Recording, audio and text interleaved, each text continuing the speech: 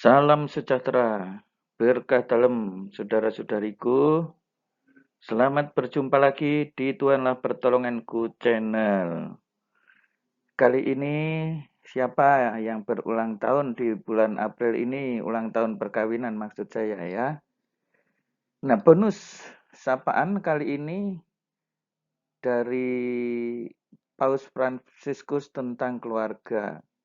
Beliau mengatakan tidak ada keluarga yang sempurna. Ini sangat bagus untuk kita renungkan bersama. Oh ya, jangan lupa ini ya, subscribe and share kepada saudara-saudari kita yang lain. Nah, saudara-saudariku dalam Tuhan, siapa saja yang berulang tahun, yang mencintai keutuhan perkawinan pada bulan April ini, saya ucapkan selamat berulang tahun perkawinan, khususnya umat Paroki Santo Athanasius Agung Karangpanas Semarang. Tetap tekun ya dan tabah dalam menjalani perjuangan hidup keluarga. Ingat janji perkawinan, mencintai dan setia di dalam suka dan duka, sehat dan sakit, untung dan malang. Nah, sapaan ulang tahun ini berasal dari Paus Fransiskus. Beliau mengatakan tidak ada keluarga yang sempurna. Nah, itu ya, keluarga saudara-saudari ternyata menurut beliau tidak sempurna. Kita tidak mempunyai orang tua yang sempurna. Nah, ini perlu direnungkan oleh anak-anak bahwa orang tuanya itu tidak sempurna. Mungkin saudara-saudari yang sudah menikah mempunyai orang tua yang sudah sepuh atau tua, mereka pun bukan orang-orang yang sempurna. Bahkan kita sendiri tidak sempurna. Dan ingat dengan pasangan saudara ya, tidak menikah dengan orang yang sempurna. Nah, kalau menikahnya dengan orang yang sudah sempurna, nah ya sudah, tidak ada perjuangan dalam kehidupan ini. Mereka yang mempunyai anak-anak, ingat juga memiliki anak yang tidak sempurna. Seolah-olah kok ini keluhan terus ya, kita memiliki keluhan tentang satu sama lain. Di dalam ketidaksempurnaan itu akhirnya ada keluhan-keluhan. Keluhan kepada orang tua kepada anak, anak kepada kakaknya, kepada adiknya, si suami itu sendiri mengeluh kepada istrinya, istri kepada suaminya. Waduh, kok kelihatannya mengerikan ya. Tapi jangan terburu-buru pesimis ya. Kita memiliki keluhan tentang satu sama lain. Kita kecewa satu sama lain. Bahkan kadang-kadang kecewa dengan mereka. Oleh karena itu tidak ada pernikahan yang sehat atau keluarga yang sehat. Ini penting ya, tanpa olah pengampunan. Memang tidak ada keluarga yang sehat, tetapi kalau ada olah pengampunan di sana, itulah yang akan menyehatkan keluarga saudara. Ini sangat mendalam renungan dari Paus Fransiskus ini. Pengampunan adalah penting untuk kesehatan emosional kita dan kelangsungan hidup spiritual. Luar biasa loh ini ya. Pengampunan, kesehatan emosional saudara itu karena ketika saudaranya yang lain, ketika pasangan saudara memberikan pengampunan. Dan untuk kelangsungan spiritual kita, supaya hidup rohani itu berkembang, supaya kasih itu berkembang di dalam keluarga saudara, harus ada ini, pengampunan. Tanpa pengampunan, keluarga menjadi sebuah teater konflik dan benteng keluhan. Ya benar saja, coba tanpa pengampunan, wah orang akan mengeluh mengenai ini kok begitu dan seterusnya. Isinya hanya benteng keluhan dan lama-lama menjadi teater konflik, seperti panggung konflik. tanpa pengampunan keluarga menjadi sakit. Nah, saudara-saudara ingin enggak keluarga saudara sehat? Ya inilah pengampunan. Berat memang. Pengampunan adalah sterilisasi jiwa untuk menjernihkan jiwa, menjernihkan pikiran, dan membebaskan hati. Hati apa? Yang terbebani karena telah berbuat salah. Tetapi ketika pasangan saudara itu memberikan pengampunan, ada semacam pembebasan dalam hati saudara. Siapapun yang tidak memaafkan, tidak memiliki ketenangan jiwa dan persekutuan dengan Allah. Bahkan mereka sendiri yang tidak memaafkan loh. Dia mungkin tidak berbuat salah, tetapi tidak memaafkan, jiwanya, hatinya menjadi tidak tenang. Kenapa begitu ya? Karena mikirin kesalahan orang terus. Lebih parah lagi ini, tidak memiliki persekutuan dengan Allah.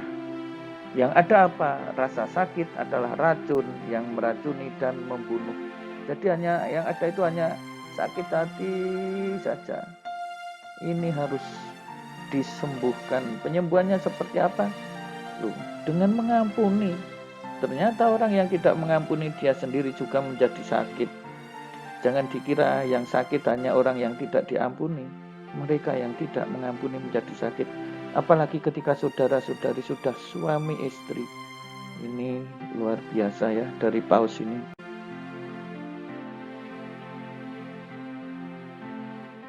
Mempertahankan luka hati adalah tindakan merusak diri sendiri. Jadi menurut Paus, ketika kita tidak mau mengampuni, itu hanyalah akan menimbulkan luka di dalam hati kita. Dan itu apa artinya? Itu merusak diri sendiri loh. Membuat hati kita menjadi terasa sakit. Ini adalah autofagi. Dia yang tidak memaafkan, memuakkan fisik, emosional, dan spiritual. Bahkan memuakkan fisik. Loh, secara fisik pun bisa menjadi luka. Apalagi emosional dan spiritual.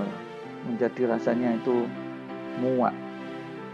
Itu sebabnya keluarga harus menjadi tempat kehidupan dan bukan tempat kematian. Nah, saudara-saudari ingin enggak keluarga itu menjadi tempat kehidupan dan bukan tempat kematian? Ya caranya itu tadi dengan pengampunan. Pasti ada hidup, ya. Pasti ada kesegaran. Itu sebuah tempat penyembuhan, bukan tempat penuh dengan penyakit. Nah, kalau ingin menjadi tempat penyembuhan ya harus ada pengampunan, biar di sana tidak ada penyakit. Ya. Maka di sini harus ada niat mengampuni. Kalau kita ingin bahwa di dalam keluarga kita tidak dipenuhi dengan penyakit-penyakit. Loh, disebut oleh Paus tempat penuh dengan penyakit loh. Nah, masa keluarga kok penuh dengan penyakit? Makanya jangan sampai keluarga itu menjadi panggung rasa bersalah, tetapi harus justru menjadi panggung pengampunan. Nah, ini akan menyegarkan kehidupan menurut Paus. Nah, ini lihat. Ya, toh pengampunan membawa sukacita. Loh, membawa sukacita. Coba. Saudara yang diampuni itu akan merasa senang. Merasakan sukacita. Tidak hanya yang diampuni, yang mengampuni juga. Ya, sedangkan kesedihan membuat hati luka. Loh, jangan sampai ya hati kita terluka karena tidak ada pengampunan di dalam keluarga, apalagi sebagai suami istri yang sudah mengucapkan janji. Ini di sana memang ada banyak konflik barangkali ya menurut Paus tadi, tetapi ketika di sana ada banyak pengampunan, hati yang sedih hilang, hati yang luka hilang, hati yang kering menjadi segar, seperti taman bunga. Ya, tetapi ya jangan sampai sekali lagi bahwa yang sudah diampuni, wah kalau begitu ya setelah itu membuat kesalahan lagi. Kalau hanya kesalahan ya lumayan, kadang-kadang melukai hati pasangannya. Nah ini sama aja menyiram minyak di sebuah pohon yang mekar, bertumbuh, cepat matinya, tidak perlu waktu lama, membuat hati luka, menyedihkan, dan pengampunan membawa kesembuhan. Luar biasa. Pengampunan ini menyembuhkan rasa sakit. Sedangkan rasa sakit karena tidak mengampuni menyebabkan penyakit. Ya itu ya yang dikatakan. Ya ini dari Paus Fransiskus tentang keluarga. Nah saudara-saudari, renungan ini cocok tidak hanya untuk mereka yang berulang tahun ya, tetapi semua keluarga. Kondisi seperti ini harus tercipta di dalam keluarga. Kondisi seperti ini harus ada di dalam keluarga untuk kesehatan keluarga, agar di dalam keluarga itu ada sukacita, membuang kesedihan, membuang penyakit-penyakit yang ada di dalam keluarga. Ini menjadi tempat penyembuhan, ya bukan tempat menimbun rasa sakit, ya, penuh dengan penyakit, ya harus hilang dari keluarga. Nah, saudara-saudariku, marilah kita mohon kepada Allah, ya, terutama mereka yang berulang tahun pernikahan pada bulan ini. Kita mohon berkat, ya, doa berkat mereka yang ulang tahun pernikahan. Kita hening sejenak. Marilah berdoa. Nah, marilah kita mohon berkat saudara-saudari untuk pasangan yang berulang tahun. Saudara-saudari yang terkasih, marilah kita berdoa dengan rendah hati supaya Tuhan rela mencurahkan berkat dan rahmat-Nya atas pasangan yang sedang berulang tahun perkawinan ini. Semoga mereka semakin saling mencintai dan setia seumur hidup serta merasakan berkat Tuhan.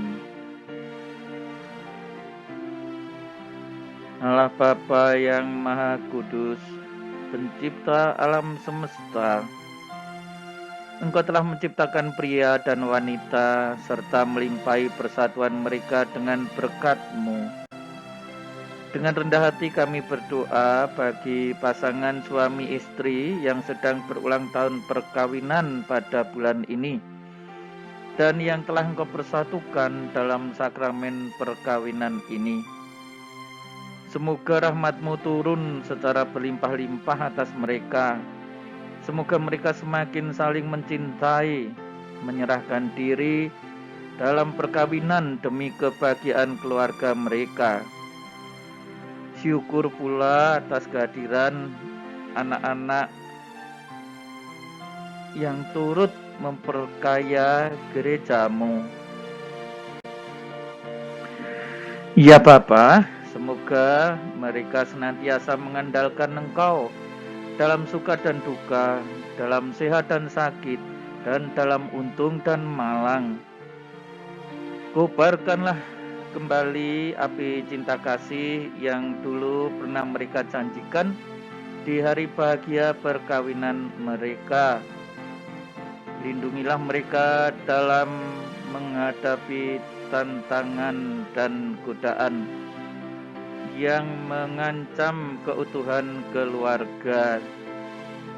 Semoga dari hari ke hari mereka semakin mencintai, saling terbuka satu sama lain, saling menopang dalam menanggung beban, dan siap saling mengampuni bila suatu saat ada yang terjatuh. Kuatkanlah mereka dalam mempertahankan keutuhan keluarga dan dalam setiap perjuangan hidup mereka.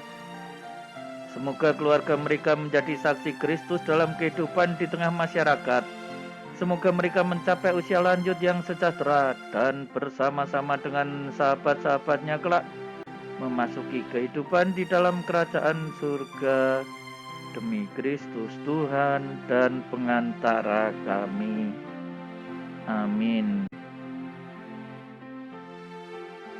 Saudara-saudari sekalian, pekerjaan saudara, aktivitas saudara, keluarga saudara dilindungi dan diberkati oleh Allah yang Maha Kuasa, Bapa dan Putera dan Roh Kudus.